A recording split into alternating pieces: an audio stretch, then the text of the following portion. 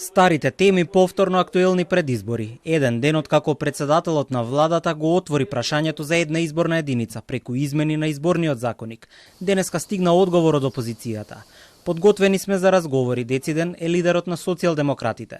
Според Филипче, не само една изборна единица, туку и други прашања поврзани со изборите треба да се најдат на маса и да почекаат на меѓупартиски консензус. Подготвени сме да разговараме за било што, меѓутоа тоа е работа која што треба да учествуваат сите политички партии.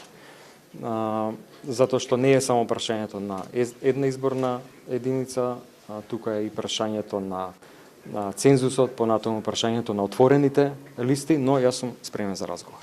Се огласија и од партијата Дом и ја поздравија иницијативата, но повикаа да биде проширена и со воведување на пропорционален изборен систем, без праг, со отворени листи и со 50% застапеност на жени на листите.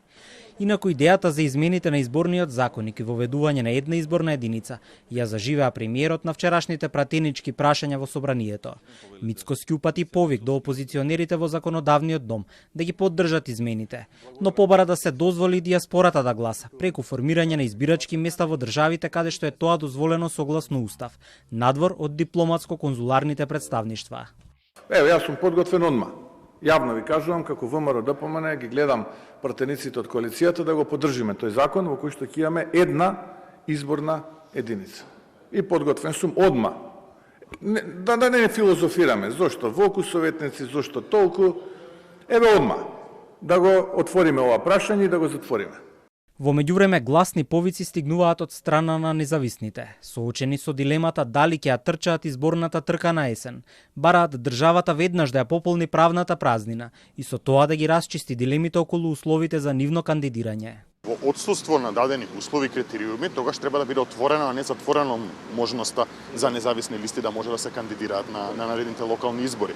Сега за жал тоа зависи од толкувањето на законот од страна на собранието, од страна на законодавниот дом и од страна на ДИК, кој што на крај може да рече, знаете што ние другаче си го толкуваме цело тоа и едноставно нема да ви прифатиме вашите поднесоци за локалните избори. Затоа е круцијално да има заеднички консензус за како ова ќе се толкува во случај да се донесат измени или во случај да не се донесат измени. Сега сме не само како Северна Македонија, стануваме како Северна Кореја. Во Северна Кореја е недозволено настап на независни кандидатски листи.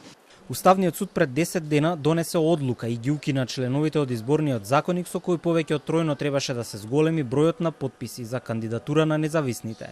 Собранието пак потврди дека локалните избори ќе се спроведат според изборниот законник без измените и дополнувањата од лани.